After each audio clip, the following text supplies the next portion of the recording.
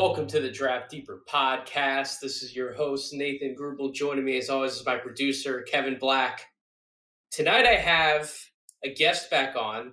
I have not had this gentleman on in quite a while, but he's always gotten fantastic reception whenever he's been on the podcast. So I feel like it's only right to bring him on for the topics that we're going to be going through tonight. But first and foremost, I already gave some thoughts last week about the James Harden Ben Simmons swap, but seeing as though tonight I'm on with another 76ers guy, we got to break down a little bit of the trade before we get into the draft talk. But without further ado, CJ Marchesani is joining me from the Stepien and Roll Call. CJ, how you doing, my friend?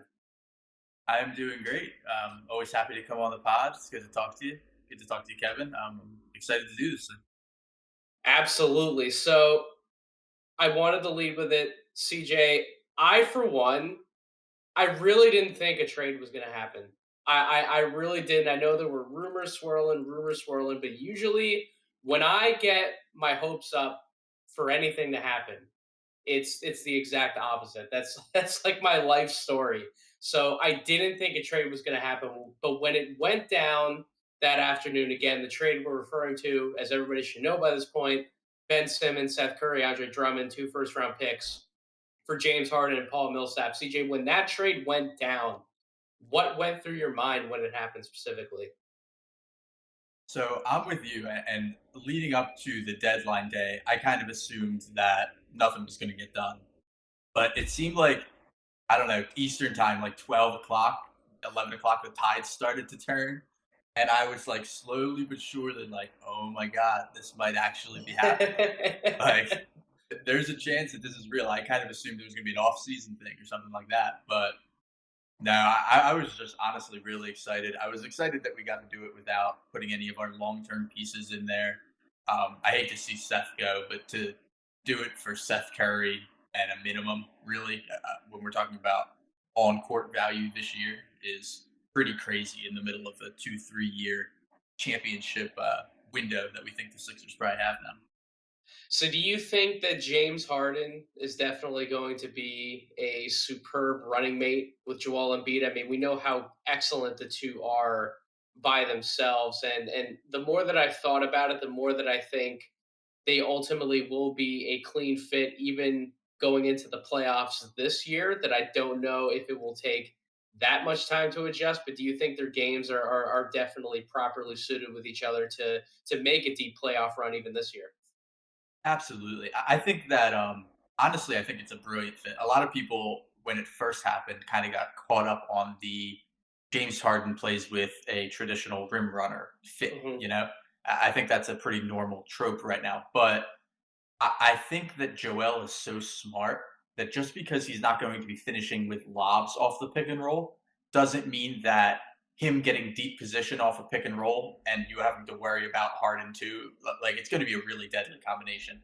And even Harden working off of Joel, like if you put him on the far side of the floor, Yep. you can't you can't guard that. Like Joel is a natural drawer of double teams. You have to double him. There's maybe Hmm. three guys in the league that can hope to stand up one on one.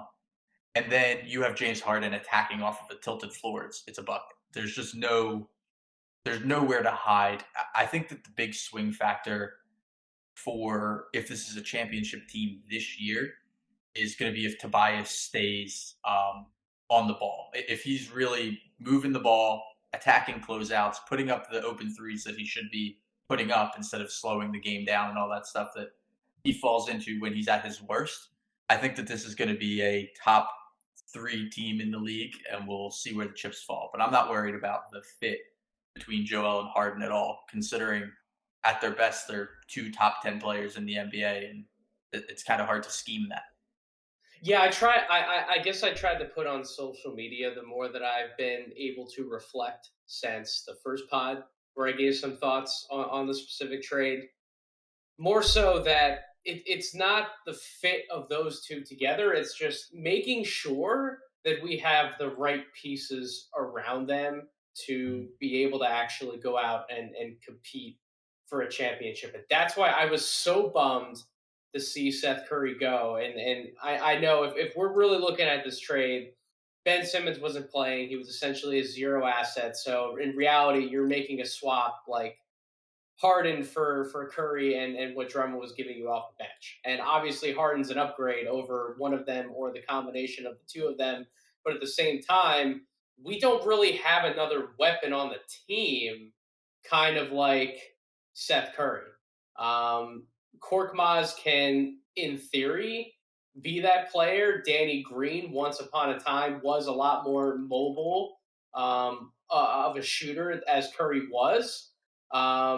Maxi I don't know if he's really like somebody you want to be involving in handoff actions all the time. I mean, he's obviously been pretty decent at that in the NBA. He's gotten a lot better at different pick and roll actions. I still kind of see Maxi as more of like a transition threat when he's at his best. Another guy who can really get downhill attack closeout. And he's been, like I said, he's been getting better in those handoff actions with Joel as he's been able to develop chemistry, but not in the same way as Curry. Curry was in the same way that Redick was really deadly in a lot of those actions. Curry was also very deadly in those actions. So, like, do we need another player like that, or are we okay to kind of do like the your turn, my turn offense with Joel and Harden and some stationary shooters? Like, is that going to be enough? Like, do you ultimately think the Curry loss is going to be a little more detrimental than we might think on its face, or am I just completely overblowing it? And like what we have, because those two are so great, is going to be enough? I think we're gonna have to see when what they put on the floor. My initial thought is that it's going to be a step back for regular season play for sure. At Mm-hmm. least on the offensive end, you're going to feel the Seth Curry hurt a little bit. Joel loves that 2-man game with Curry, like you mentioned, Yep. and really he's an excellent regular season player and an excellent basketball player. The issue is with Seth, and I think we saw it a little bit in the Atlanta series, is that even when he's getting you buckets in the playoffs, teams hunt him out on the defensive end. He had a couple of Atlanta games where he put up 20, 25 points. He was really a key, crucial part of their offense. He, And he was still, like the second best offensive player for them in multiple games. absolutely, without a doubt. And then on the other end, the Hawks were just running actions at him every time. And I think that there's a decent chance that the offense takes a step back. But for everything that Harden is on defense during the regular season, when he's locked in, he's not a negative defender that you can hunt. He's probably going to be the best option to hunt on the Yep. Sixers team, Yep. but he's not a mismatch like Seth Curry is. And I don't think you're going to get the same amount of like Seth just dying on screens and having no way to get over the screen because he's just not strong enough, kind of thing. So I think that when the game slows down and when it really matters the most, I think that as much as I love Seth and he was a joy to have here in Philly for the 2 years that we had him, I think that we are going to have a stronger closing lineup with Harden and Embiid kind of doing the, you know, Harden Embiid pick and roll, a little bit ISO ball, stuff like that, that they're both extraordinarily efficient at. And they're good enough that they don't need to run crazy offensive sets that tend to work less in the playoffs. And the little bit of Seth that we lose in the playoffs on offense, I think we will gain on the defensive end. So I will miss Seth. He's one of my favorite Sixers from this last couple of years stretch. But I think as far as on the court is concerned, it's hard to emphasize how huge of a net win just on talent it is to go from James Yep. Harden to go from Seth Curry to James Harden. And speaking of defense, I need your help. I need you to get me more energized than I am about us keeping Matisse. And the reason why I say that is everybody's like, oh, but you're able to keep Matisse Thybulle in the deal. I'm like, that's great. Like, he's one of the better defensive playmakers that we have in the league. But I think everyone kind of wants to paint him as this, not only just this off ball, this rover, this guy who can play passing lanes, come up behind people, deflect the ball, poke it away, but also as like this individual one on one ball stopper kind of defender. And like he's not built that way. And I've never gotten that impression from Matisse. Like I still think that we have one of the best defenders absolutely around the basket. When everything else about the play breaks down and we have one guy to essentially contest at the rim, we have one of the best guys who can actually do that in Joel Embiid. But I still think the 76ers are missing that premier individual one-on-one type of defender, and I've never bought that Matisse is that guy. Is he better? Is he the best option on the team to try to put on the other team's best player if they're not a post guy? Absolutely, but I still don't know if that's like the premier type of defensive option that I still think this team needs to at least go try and bother somebody, better bother somebody like a Durant or a Giannis or whoever the case may be, whoever the top option is that the 76ers are going to face in the Eastern Conference. So maybe you do feel that Matisse is better equipped to be that guy as he continues to mature in his game. I don't know. Try and sell me on Matisse and why I might be overthinking it with him too, and why I should be a little happier with the 76ers keeping him in the deal. I think that I think it's multifaceted. I think the upfront sell on Matisse over purportedly the 2 second-round picks that the Sixers gave up, because that is what is reported to be in the deal besides Matisse. I think that just this year, next year, the year after is, I think, all that we are really looking at with this Harden and Embiid core, like as Yep. the championship, like it's time to go for it. I think Matisse is more impactful for a championship team than anybody that they're going to get at the late first round this year, and probably more impactful than the majority of people that they can get for just that 2027 pick alone. There's a chance that maybe they flip that 2027 pick for like an Eric Gordon or something like that, and maybe that's a little bit better use. But a scouting philosophy of mine that I translate over to pro ball and watching guys develop is I bet on guys that I try to. I want to bet on guys that think the game and process the game at such a high level to figure out the other stuff. I agree with you that he's more of a off-ball defensive genius than he is like a stopper. Yeah. Kind of in the way that Ben Simmons was more a off-ball defensive genius than he was a point guard stopper, you know? But for both of those guys, for their times in Philly, like you said, they were the best option. So I think we're going to see a lot of him on ball. And I think that the style of on-ball defense that he plays, which is a little bit more of a risk-taking style, and he's dangerous from the trail position and stuff like that, it lends a lot to funneling guys into Joel Embiid. So while it may look like Matisse gets burnt or something like that when he's jumping No, past he does play those angles intentionally. You're absolutely right about that.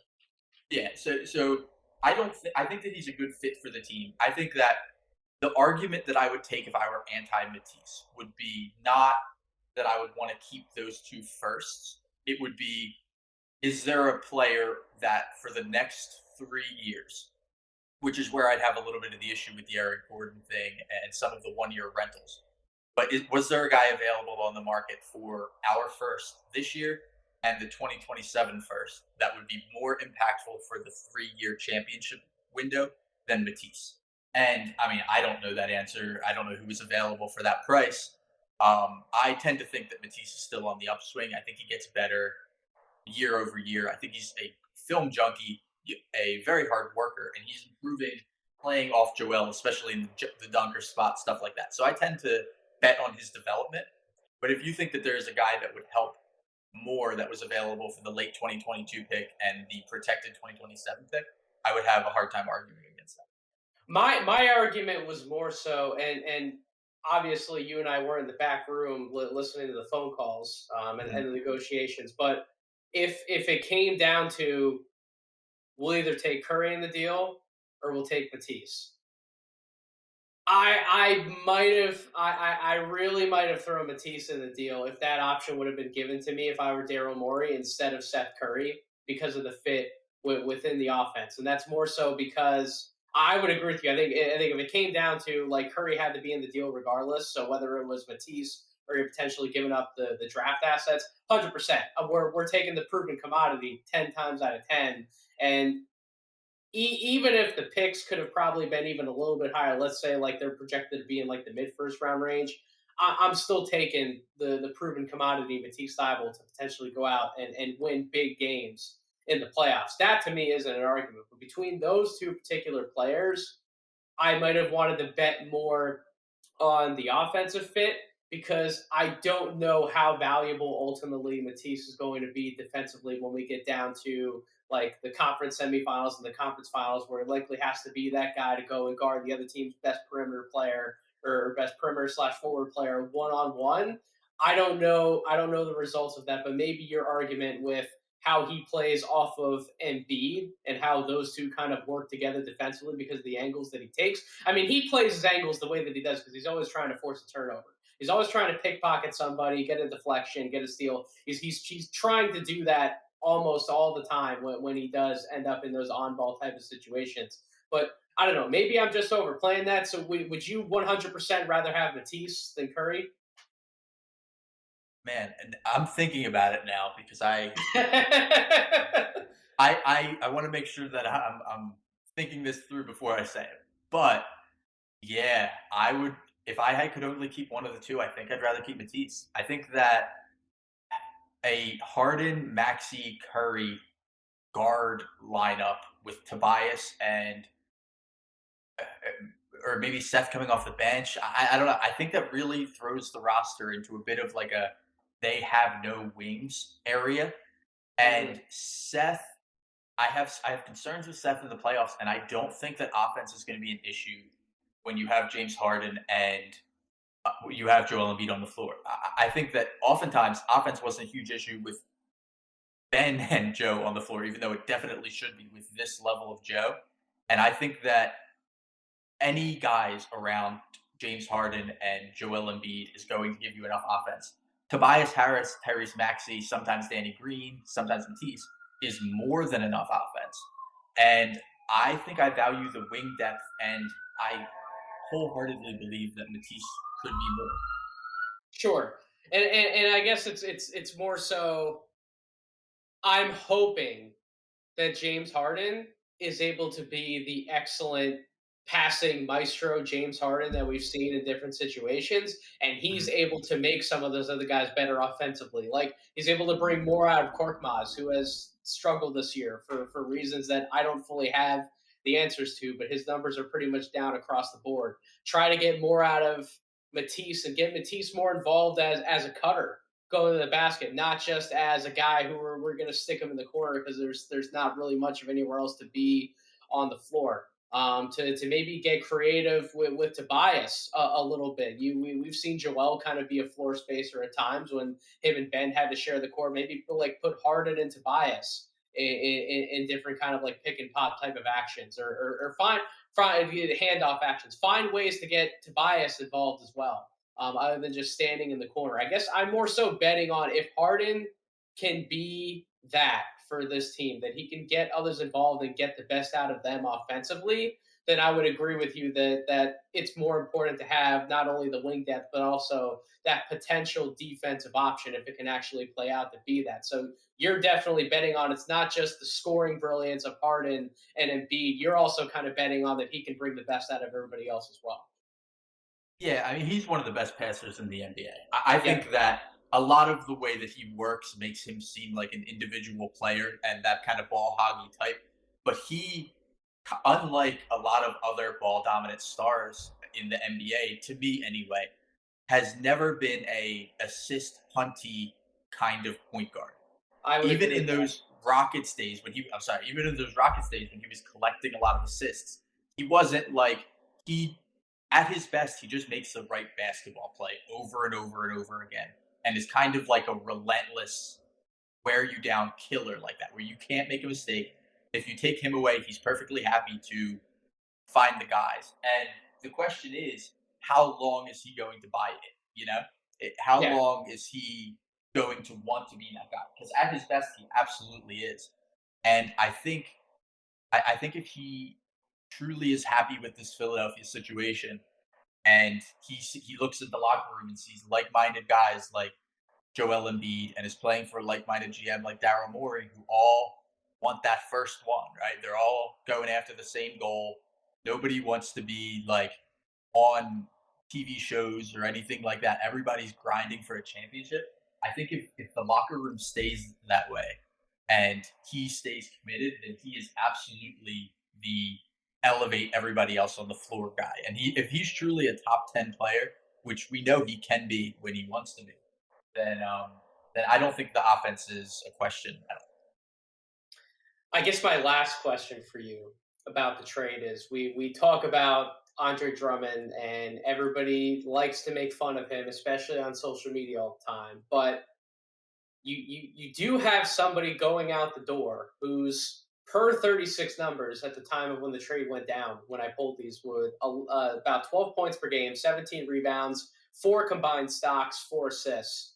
Like, per 36, like those are really, really good numbers to be putting up for a backup big man. And I guess we obviously Paul Millsap comes back in the deal. There's Paul Reed as well as Charles Bassey on the roster. Like, do you think the 76ers need to quote unquote replace that production, or is it more so they just need bodies when Joel Embiid goes out to absorb fouls and kind of just like try and hold everything together? Like, do you think that's production that needs to try to be replaced on like the buyout market or something like that? Or do you think the 76ers have enough with those three big guys to sort of come in, spell Embiid, and just try and like patch everything together and hold together as best as they can? I think that first of all, Drum was awesome for the Sixers this year. Yep. If there are people listening that didn't watch a lot of Sixers, which I can't blame you. I'm If you're so not a glad you Sixers fan, said that, though. I'm yeah, so glad you said that. he's taken a lot of slack, and I have given a lot of slack because bad Andre Drummond is a terrible time to watch play basketball. Unengaged Andre See, Drummond is see, one of see, the Los Angeles Lakers, Andre Drummond last year. yeah, Cleveland Andre Drummond. It's like the worst basketball that you could ever wish on anybody. He, not unlike Dwight Howard 2 years ago, came in and he bought in completely to this team, and he was great.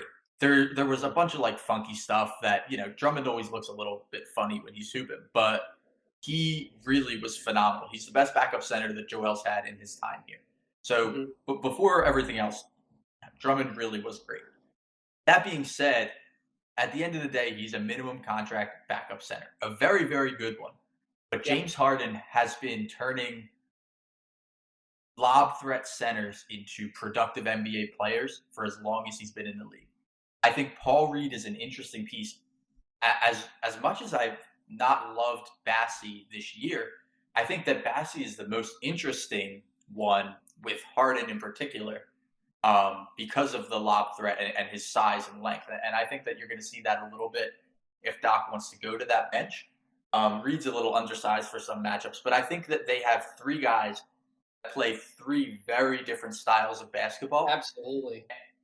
You just kind of mix and match with those three, depending on what the matchup needs. When we're getting into the playoffs and we're talking about the Eastern Conference semis, Eastern Conference finals, the games that actually matter, Joel's playing 38, 40 minutes a game.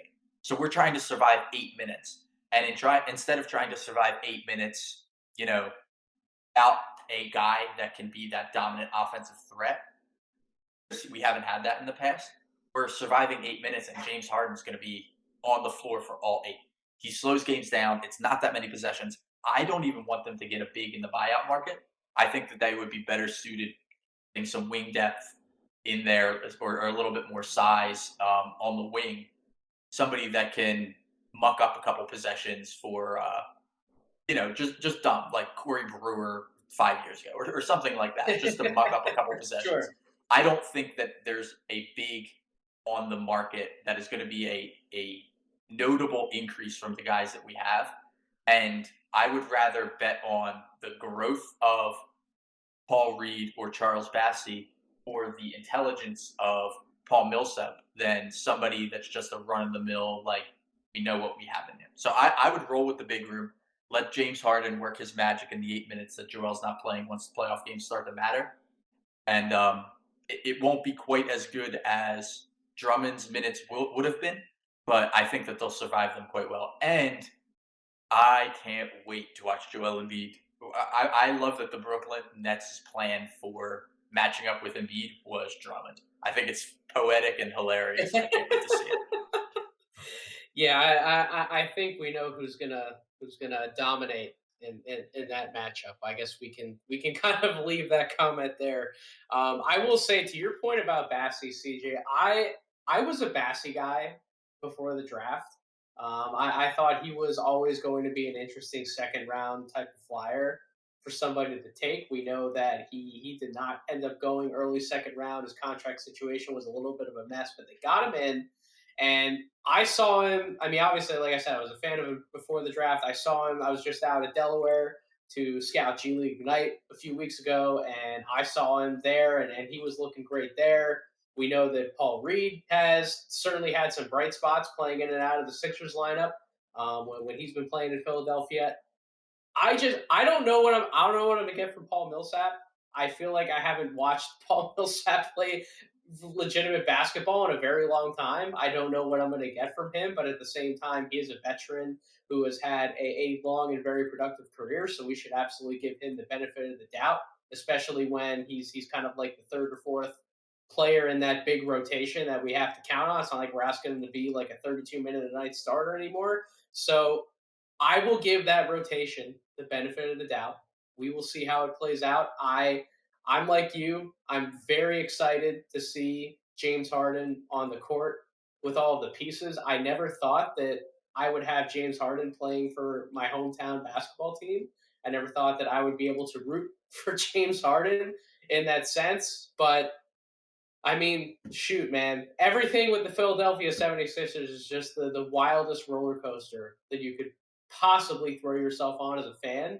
And so this is just the next entry in that book, man. We're in for a wild ride. I can't wait to see how it plays out. I guess he's going to be playing after the All-Star break. The Sixers are getting drubbed by the Boston Celtics as we record this podcast right now, so they definitely need him, but we'll see. I needed to get your thoughts though on that trade before we talked about what we actually planned to discuss tonight, which this kind of came up, CJ, because I've been seeing you post. Obviously, first of all, if anybody out there isn't following CJ on Twitter, please plug your Twitter handle really quick because everybody needs to be following what you're doing. I'll explain that in a second. First name, last name at CJ Marchesani. So the reason why you absolutely need to follow CJ on social media is because he does incredible draft work. He has multiple different models that he uses, statistical models, to actually break down draft prospects. And he always comes to the table whenever he's putting up an argument for a player, not only with film as evidence, but he also brings forth all of the work he does behind the scenes. And he's been coming to the conclusion for quite a while now that Chet Holmgren is the number one overall prospect in the 2022 NBA draft. And the race for number one, in my opinion, has certainly been fluid. I think the preseason favorite in the majority of people's eyes, if it wasn't Chet, then it was Paolo Banchero. Then we had Jabari Smith enter the race. We had a lot of people actually update their boards to put Jabari Smith at number one overall. But some people at no ceilings have stood pat with Chet Holmgren at number one overall. I've kind of danced back and forth between Chet and Jabari. Now, I will say that on this podcast, if you are a frequent listener of this show, I've said that I refuse to put Chet lower than two on a board. And in the latest 3.0 update I just dropped last week, I did move Chet back at number one over Jabari Smith. And CJ, I just want to give you the floor really quick to kind of set the scene for where you had Chet before the season if he was your number one overall pick, and why have you maintained course that he should be the number one overall pick in this draft? Yeah, absolutely. I entered the season with Paolo number one, Okay. and it wasn't a overwhelming one, but I tried to come in like open mind. You know, I didn't have a wasn't a Cade in this class or a guy that I thought could go coast to coast. This was always going to be a little bit of a battle for number one. And Paolo's relative disappointment over the first month and a half of the season, I think kicked the door wide open for Jabari to jump up and Chet and Jaden Ivey and just everybody to kind of stake their claim. Somewhere around, I don't know, mid early December, someone would have to check my notes for me. I I think Chet just kind of took his game from already phenomenal to just clearly he figured out the college game, right? You kind of alluded to this. I try to be the middle ground between stats and analytics and all that stuff Yep. and film. I watch a ton of film. I do a ton of stat analysis, and I try to keep my thoughts like on both sides. I try to stay right in the middle and back up anything that I'm thinking from either one side or the other and go at it both ways. Chet blows you out of the park if you go from an analytics standpoint or if you watch the film.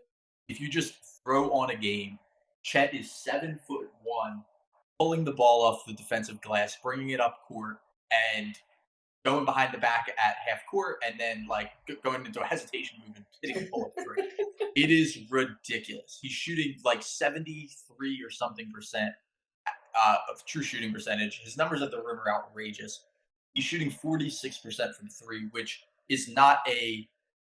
There's a little bit of variance stuff in there. You wouldn't expect him to be a 45% shooter in the league. We have to manage expectations a little bit, but Yep. I do feel very confident in his shooting ability overall because of the volume of threes he's getting up, his touch around the rim, and the fact that he's getting self-created three-point shots at 7'1". It's really crazy. On top of the fact that he's a top 3 rim protector in college basketball and deters everything. So he's crazy when you watch the film. It passes the sniff test, if you will. And then you pull up the stats and you're like, okay, well maybe he's one of the best prospects that has come out in the last 10 years. I always just throw BPM as just like a quick benchmark. I don't think BPM should be taken as a like Bible verse or anything like that. It's just kind of like a where roundabout does this guy stack up in the class? And I've been updating this number like every 2 weeks with Chet because every 2 weeks it gets even crazier. The only two guys since 2010 when BPM started being a stat for college basketball players to have a higher freshman BPM than Chet Holmgren are Zion Williamson and Anthony Davis. Yep. The next two names are Karl Anthony Towns and Evan Mobley, great players in their own right. Chet has a higher true shooting percentage than Zion, who I don't know if you've heard scores very efficient. It's really, really just he has figured out the college game and is ready to go pro. And I think that I went from Paolo number one to Paolo and Chet relatively equal to Chet slightly edging him out to Chet is in a tier of his own very quickly over the course of maybe 8 weeks because every time I put on a game and every time I updated my model and every time I checked his stat profile, he had somehow upped the ante again. So that was a very long-winded way of saying I'm very in that. I think Paolo's a great prospect too. Obviously, Jabari Smith and Jaden Ivey and AJ Griffin all have earned their right to be talked about as one of the top prospects in this draft. But I would be shocked at this point if any of them caught Chet for me because really you just don't see very many prospects like him come around.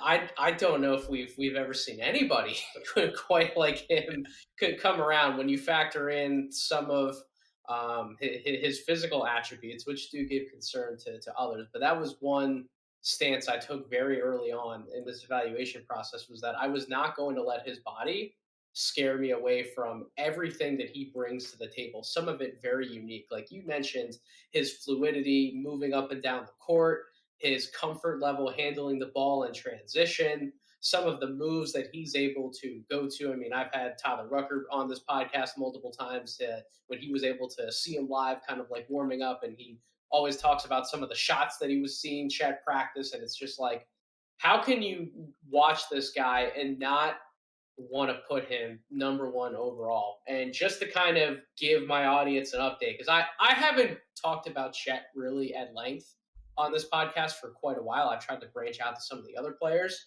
but since January started, he's been averaging 16.4 points per game, 10.4 rebounds, 67% from the field, 57.5% from 3-point range, 79% from the free throw line, and he's still averaging over 3 blocks a game. That level of production is ridiculous. And then you throw in, when you look at some of the synergy percentiles for him, at least on the offensive end, he's in the 99th percentile in terms of total offense, 99th percentile on offensive rebounds and putbacks, 97th in transition, 92nd on cuts, 82nd on post ups, 63rd on spot ups. When you factor in isolations as well as post ups, including passes, he's in the 87th and 83rd percentiles, respectively. I'll come back to those points in a second. 69th percentile on jumpers. You mentioned the finishing around the basket. CJ, in the half court, he's at the 100th percentile finishing around the basket. 66 on catch and shoot shots. And when you do talk about some of the jump shooting, really where he likes to make his bread and butter, at least he did at the beginning of the year, was like shooting as a trailer big. And he's currently 9 of 15 from the field on shots as the trailing big man. So you really start to put together what this dude brings to the table on the offensive end, let alone everything we could talk about him on the defensive end. What really can't he do on the court, to be perfectly honest? And I saw somebody on Twitter ask a question today: can Chet average 20 plus points per game in the NBA? I start to think about it, CJ. I'm like, why can't he? And the reason why I say that is because obviously, if Chet was trying to manufacture all of his points by being or trying to be more physical than everybody else, we might see that as a little bit of a problem once he gets to the NBA level. He's not going to be playing bully ball against anybody, at least certainly not early on in his NBA career. But he manufactures so many easy buckets from off-ball play types, from catch and shoot shots, finishing in transition, going up, getting offensive rebounds, because he gets up pretty quick off the floor, at least quicker than you'd expect, and he has the ridiculous length. Like, you start to think about how could he get to 20 points per game. Well, if he's getting to the line like 3 to 4 times per game, that's probably like 3 to 4 points. If he's able to hit, about 1 to 2 3-pointers per game, that's anywhere from 3 to 6 points.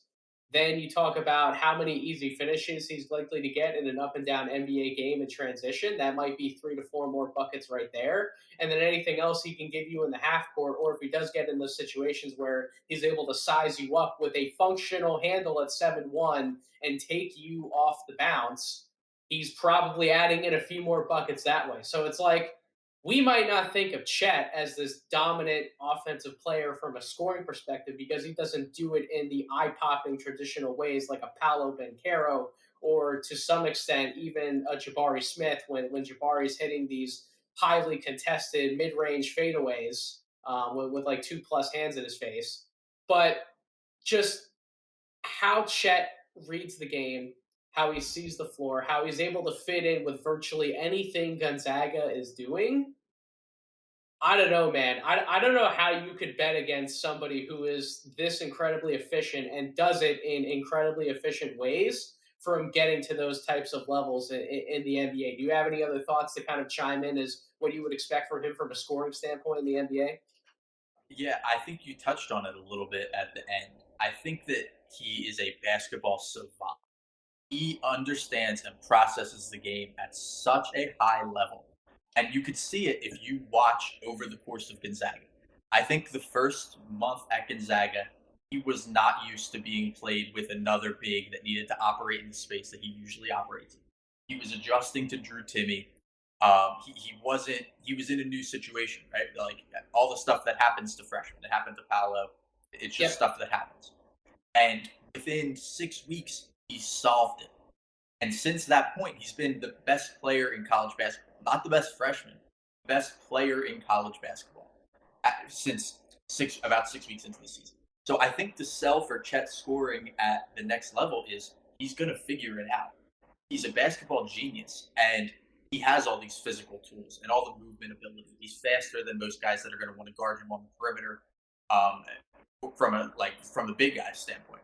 And he hits those threes and the beautiful touch he exhibits around the basket. All of that stuff is important, but it's so much easier to bet on when you have the film of him getting put in a situation that he didn't really necessarily understand how he was going to score his points because it was different than every other situation he's played in. And to watch him in real time solve that problem, and not just solve it, but solve it in such a dramatic way that he's the most efficient scorer in college basketball, it just gives you faith that when he's drafted and he's going to that next situation, going to solve that too, because good players transcend situation. And I think that Chet Holmgren is the type of great player that could truly transcend situation and adapt to whatever they need him.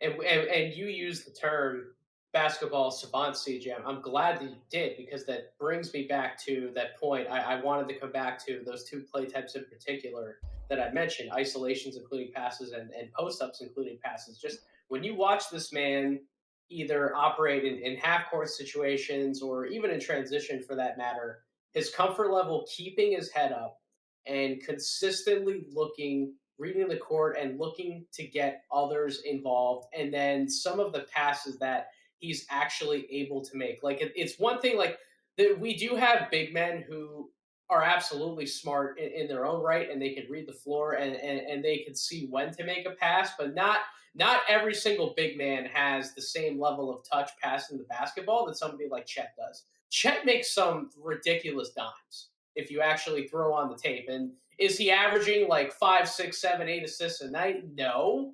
But that's not what Gonzaga is asking him to do. He's primarily being asked to finish a lot of easy plays. They're not putting the ball in his hands for him to work out of a lot of playmaking type of situations all the time. But when he does, he really excels at it. I absolutely love some of the passing vision and some of the passing touch that I've seen from him in different situations. And CJ, I don't know if this is going to end up being like the perfect segue into like Jabari Smith, for example, but like I flip on the tape, I watch Chet operate as a passing big man, and he can do anything I would certainly want him to do. And then you add in some of the stuff he does in transition that you talked about at the top. He's absolutely ridiculous.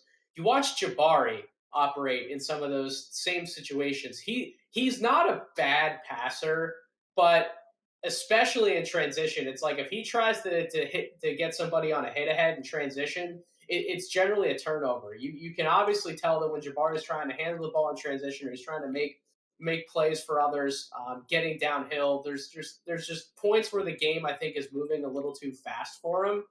You never see the game moving too fast for Chet. And that's really been a big takeaway for me in terms of slotting him back up at number one. Um, what are some of your comments about his passing and what he brings to the table from that standpoint versus some of the other prospects that we could talk about in this race?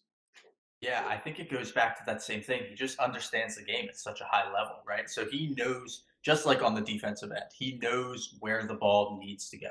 He makes the right pass. He's a creative passer for sure, but he knows where it needs to go. And the underrated part of Chet's passing is, or passing in general, really, is you need to be a threat on other spots on the floor on offense to draw the defense's attention to make those passes, right?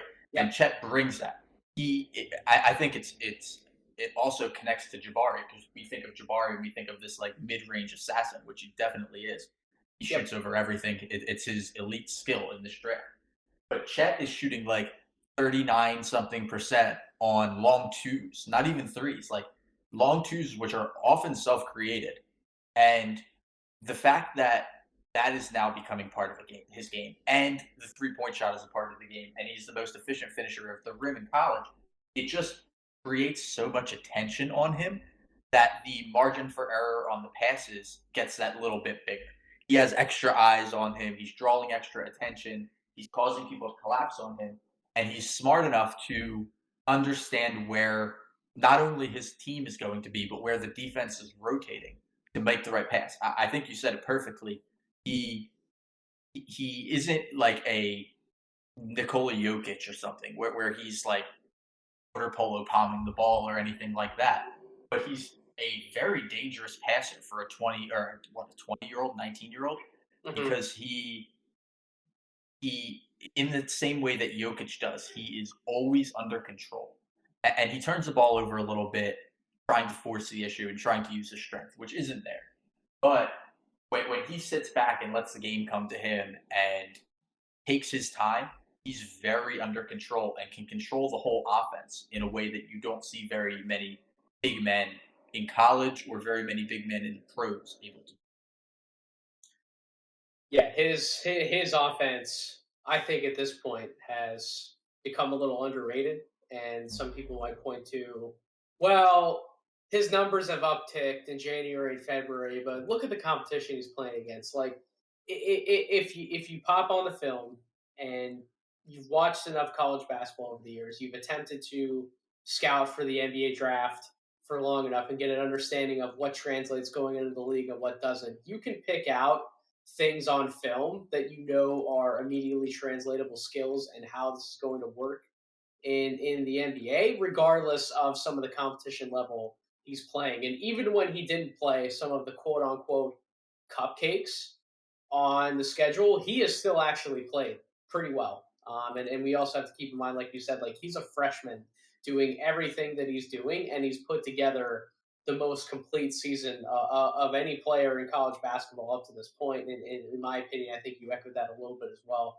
Let's hit on some of the defense, because I think when you're talking about Chet Holmgren, that's usually, if you're listening to a podcast like this, it's usually the first thing that comes up. Oh my gosh, he has these massively long arms. He's this really tall human being. Like he's an incredible shot blocker. It's not just the length and the size. He has these excellent instincts around the basket to be able to make the play. He's quick off the floor. All those things have been talked about, CJ. But you know what? You know what hasn't been talked about, and something I don't hear people talking about enough, especially with big men. Given Chet's body composition, you would think that players would be able to attack him better than they have and get him in foul trouble a lot more often than he's been in. And you know what? This dude's only averaging 2.2 fouls per game on the year. Given how concerned everybody has been about his body, his physical stature, how he's going to hold up playing against bigger players on a more consistent basis, how is he going to be the last line of defense for a team if he's constantly fouling out of games or he's unable to handle the physicality of the game? I would have expected to see his fouls up certainly over 3 personal fouls per game at the very least. I would have really thought he'd be getting in much more dangerous waters in terms of his foul rate, but yet he doesn't foul. He does get pushed off his spots, yet he's somehow usually able to make a play on the ball regardless. Like I've never seen a big man get pushed off of his spot so many times in the post, yet still find a way to come up with a play on the ball. That is incredibly rare, but he's not fouling guys either. He's so smart in what types of angles he plays, the types of battles he chooses to fight. The only way you get better at playing basketball is playing basketball and staying on the court to be able to do that. And he's been a very consistent presence on the court for Gonzaga all year long. And I find that incredibly encouraging for what I could ultimately expect from him at the NBA level. Now, am I still going to project him as an NBA five? I'm probably not. I think he's much better off playing the power forward spot, similar to how Evan Mobley's playing power forward next to Jared Allen in the NBA. I don't know where that type of a fit is ultimately going to be at the top of this draft. We don't know the order, but that was kind of a blessing in disguise for Mobley to go to a situation like that with Jared Allen. I think Chet's going to need the same thing, but it's just we talk about some of the things with Chet's defense, but I don't think what I just mentioned, CJ, has been talked about or brought up enough. What are some of the things with his defense that have also really caught your eye and have maybe surprised you in ways other than the more traditional ways that we talk about Chet? Yeah, you're right. And I think that I mean I know I'm beating this to death, but it comes down to his G, right?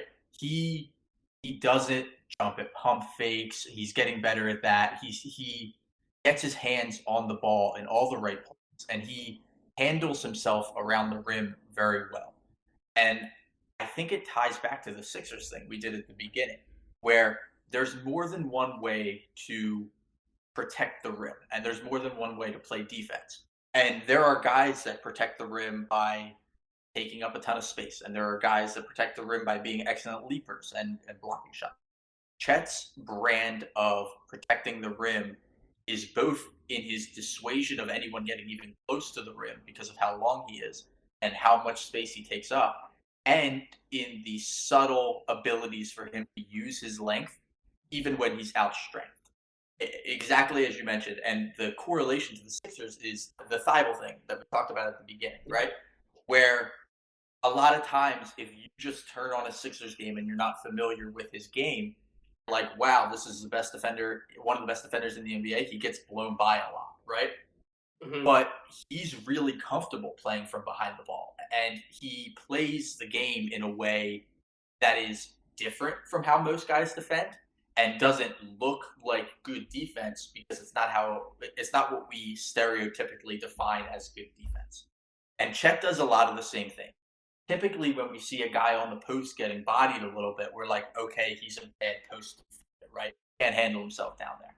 Chet adapted where his post defense and his rim defense is not strong. He allows himself to get bumped off the ball because he has to. He's not a strong guy, but he keeps himself so well balanced, and his hand placement on shot attempts is the best that I have ever seen, where he can take 2, 3 bumps and still be right where he needs to be to contest the shot, block the shot, and contest without fouling. And he does the same thing on drivers, where he can just keep moving, and you feel like you're putting him under the rim. At the last second, his hands on the ball, because he has been doing this for so long, and he has such a understanding on not only what he needs to defend the rim and to defend the post, but how his body impacts. And I think that he has just mastered that in such a unique way that it doesn't necessarily look like good defense, but it's just another level of genius, if you will, in how he handles himself on the basketball court. So I think that a lot of it is just maybe reestablishing how we watch the game and remembering that just because rim protector X in the NBA, who's a great rim protector, does it this way, doesn't mean that it's the only way to do it and be effective. And I think Chet is a great reminder of it. That was quite the comment that you hit everybody with at the end, my friend. That was an excellent breakdown about Chet, but also I really like that. Just kind of getting us to rewire a little bit how we watch the game of basketball and be a little more open minded, in that there are multiple approaches you can take to accomplish a certain objective on the basketball court. It all doesn't have to be the same exact thing every single time we watch it. Just because you're playing one style or doing things one way doesn't mean there's not another way to do it. I agree with that 100%. And yeah, man, Chet is so good. I really didn't think that I'd be projecting anybody to potentially be in a tier of like the highest level of tiers that I could possibly project a player to be in. But Chet is getting pretty dang close to forcing my hand at putting him as like a tier one type of prospect. I thought that this collection of three guys would be in like a tier two, but yeah, Chet is changing the conversation. As you say, you're updating your stats like week over week over week and trying to keep up with his numbers. Like, yeah, he's literally upping the bar week to week to week, and it's made this race for number one incredibly fascinating. I will be very curious as to who actually goes number one overall in this draft, because there are technically two other guys that we can talk about that are in this race, and I know I put a lot of time into Chet Holmgren because I really haven't done a deep dive on him on this podcast for a while, kind of like I said.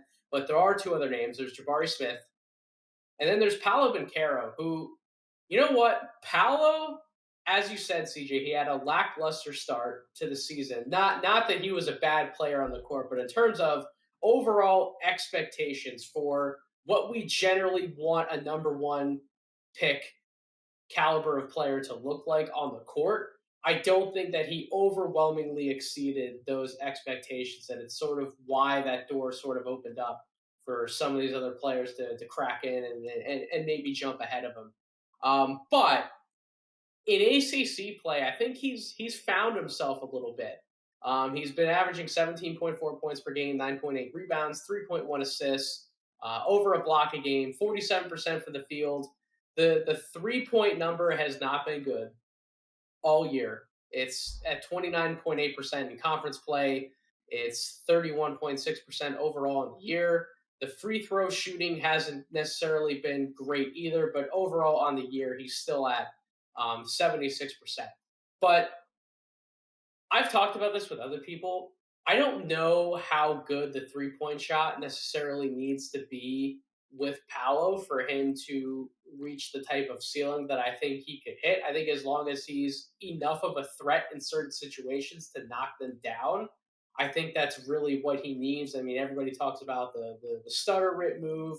His bread and butter is really getting somebody off balance, off the dribble, whether it's and then whether it's going to like this pull up mid range type of shot or it's getting all the way to the basket. Like he does what he can do to get defenders off balance and then make life easier for him inside the arc. A lot of his game isn't predicated on outside the arc. Kind of like how Chet has become this really awesome trailer shooting big man or this catch and shoot threat. Jabari has also been in similar fashions more of a catch and shoot type of guy in half court situations, but he also has a game that's been really predicated on the 3-point shots. Not the same for Paolo. When you evaluate Paolo's offense inside the arc, obviously the Carmelo Anthony comparisons are thrown around a little bit. That's the type of star power that he brings. It's just I think his game is more appeasing to watch for those who are looking for that box office type of scoring threat on the offensive end. Like Jabari and Chet don't always look the same way that Paolo does. So given that his production, in my opinion, he's done a few other things on the court that maybe we'll get into with him. Some improvements that I've noticed as the year has gone on. Has he sort of rebounded in the conversation in your eyes? Has he definitely come back in more of your favor as the year has gone on? So Paolo is still very much in the conversation for me. I think Chet really took hold of the number one spot, but Paolo is still two.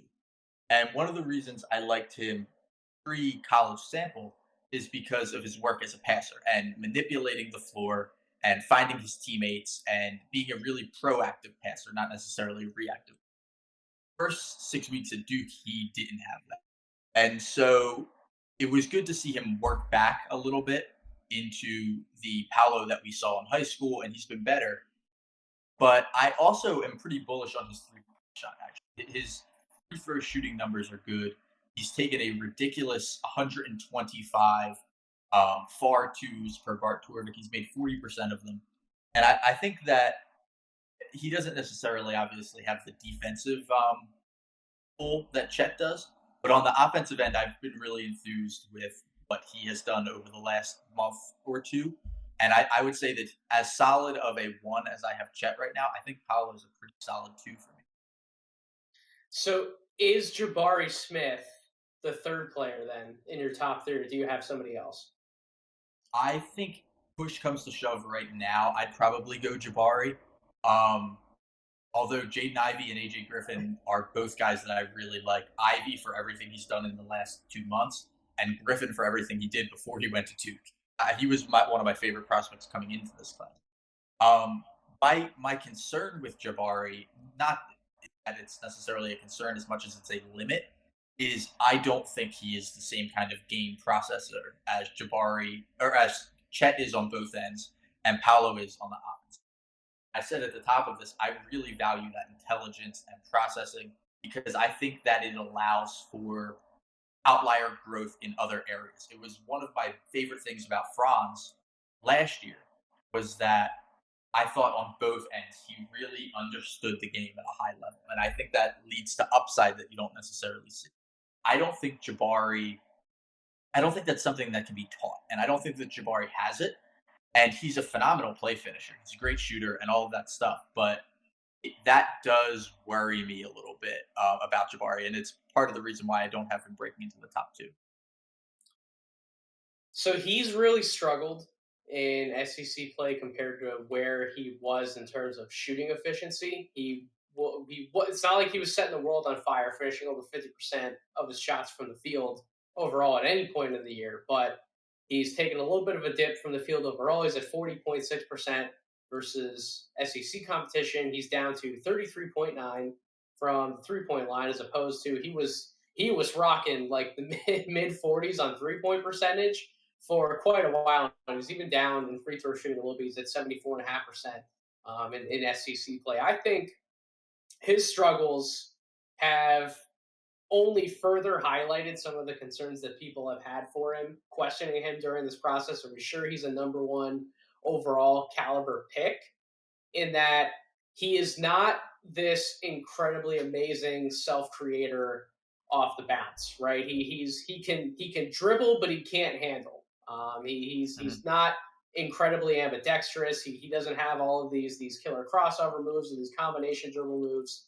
He's sort of like pounding the ball with his right hand as he's bringing it up the court, and he has control over the ball when he's doing it. But that's about as much as you're getting to him. Maybe when he has time to size somebody up and somebody's not hounding him on the defensive end, maybe he'll hit you with an occasional crossover and then he'll go into some sort of pull up move. But essentially everything, like you said, CJ, he's a mid range killer. He's a pull up artist. He's a play finisher. In SEC play, it seems like every team is consistently doubling him immediately off the catch. And when he's doubled, all he really knows how to do at this point is try and use some sort of a combination of footwork as well as just his naturally high release to just shoot over defenders and try his best to put the ball in the basket. I don't really see as much of the same passing that we saw from him earlier in the season when he was in a lot more one-on-one situations. Essentially, when he's doubled, it's not even that he's able to get the ball out of his hands quickly and make a play off of that. It's generally he's forcing up a shot. And I think that does go back to some of what you were talking about, CJ, and that you're not sold on his ability to process the game at a quick and a high level quite yet, potentially not to the same level as somebody like a Chet or a Paolo. I do think that that's definitely played into the struggles on top of just how defenses are scheming against him now that they have better scouting reports on him. Like, is some of that going to change? Or NBA teams going to be able to do that when he gets in the league? Like, they're probably not going to be able to double him the same way in the NBA as they are in college. But I do think it's a combination of all three. But my question, I guess, for you about Jabari is, do you think he needs more of that off the dribble type of self creation to justify being a top three pick, or can he be a special enough weapon as sort of the standstill type of shooter that he is right now, shooting over defenses the way that he does? I think that the key part of that question is the to be a top three pick, right?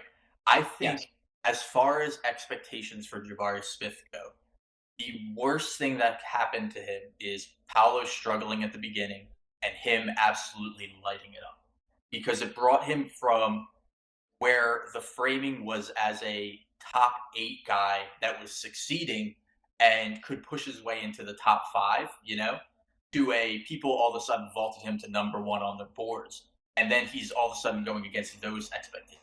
I think if at the beginning of his season and the end of his season were kind of flipped, everybody would be really excited about a prospect that is probably better off going sixth, fifth, or sixth in this draft.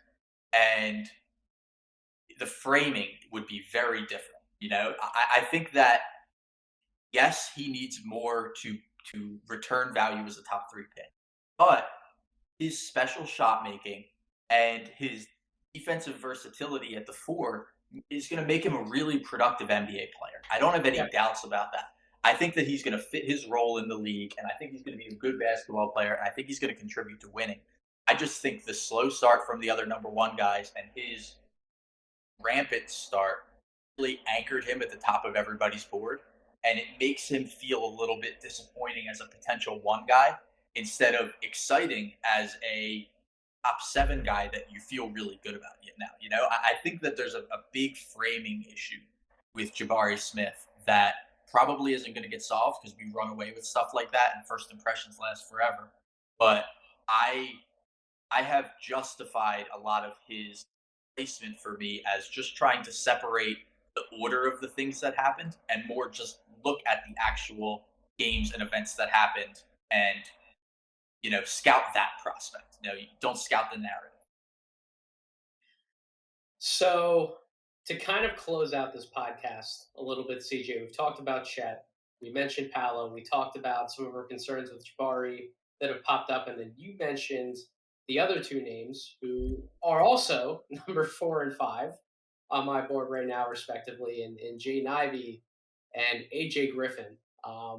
If one of those two were to crash, not not necessarily like what we start seeing on major media outlet boards, but if one of those two were to crash into the top three on your board and make one of those other guys fall, which one of those two do you think you would ultimately move up, Jaden Ivey or AJ Griffin?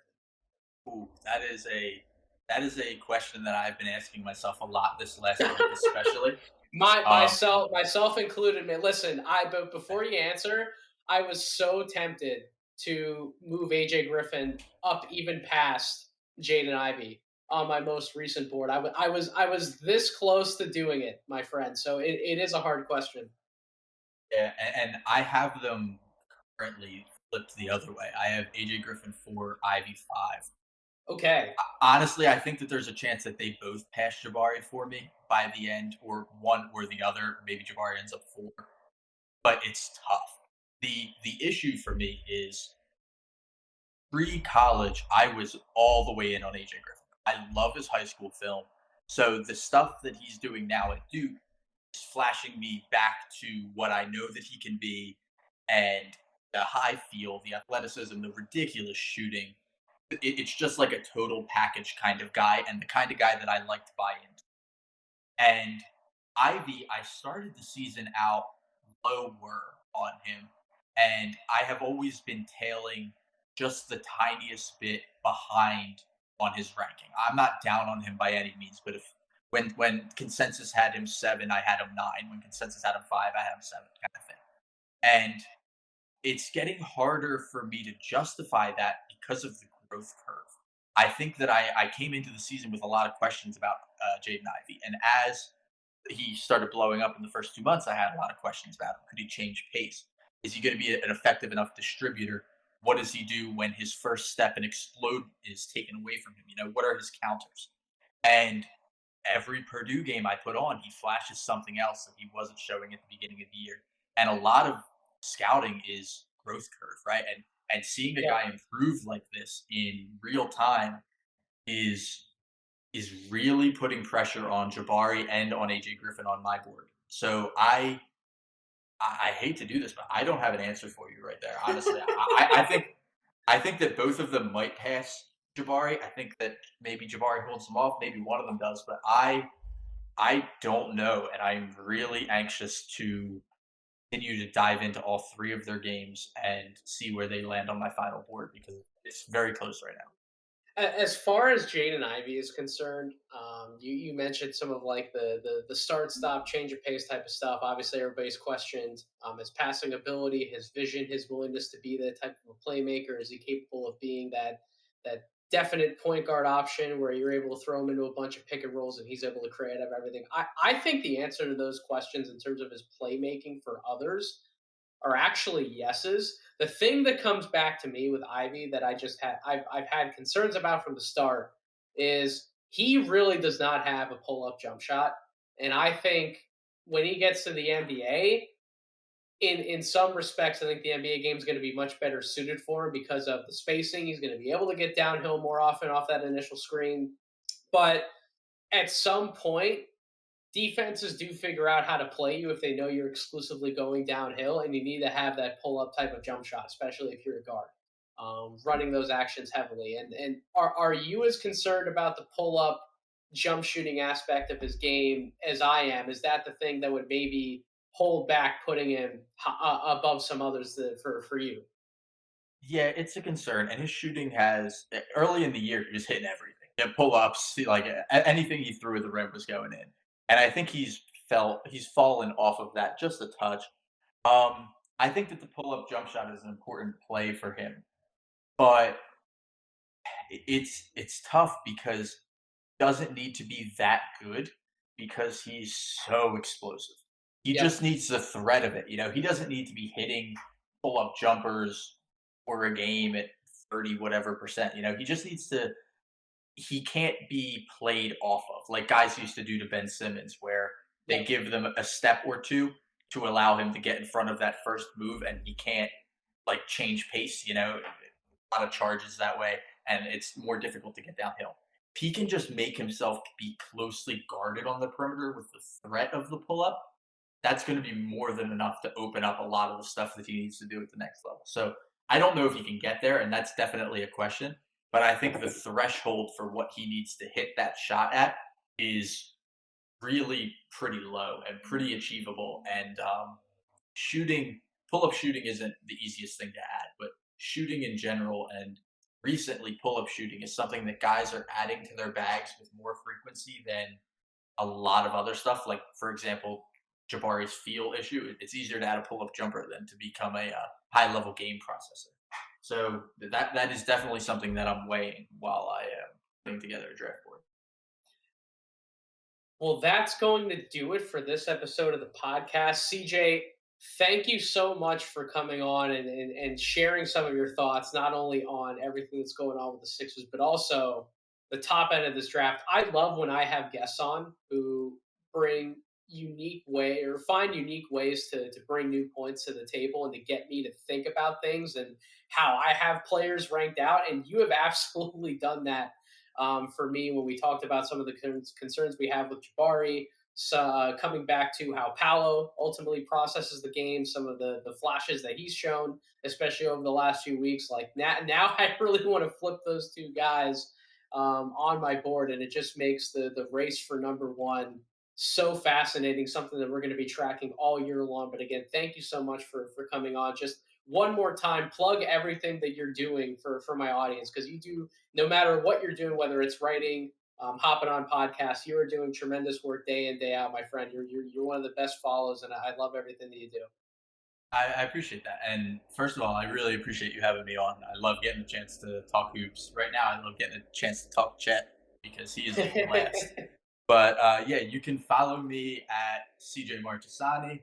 Um, Obviously, follow the guys at the Stepien. Roll Call Sports is my website. I don't write there much anymore, but we have a ton of great guys that do. As far as writing, I am doing a lot of behind closed doors stuff, so I don't get a chance to actually put my public writing out there very much anymore. But analytics stuff, I blast on my Twitter maybe every 3 or 4 weeks, update my model. Once the season ends, there will be a ton of analytics stuff on my feed that I'll be bumping my end of year push, if you will. So feel free to check it out. As always, shoot me a DM or whatever if you have any questions. I'd love to talk through this stuff. So yeah, thank you for having me on. No, we'll definitely be blasting and retweeting your stuff over here in No Ceilings, without a doubt, CJ. So thank you again for coming on, and thank you everyone out there for listening to this episode of the podcast. If you aren't subscribed to this show, make sure you do so wherever you get your podcast: Apple Podcast, Spotify, YouTube.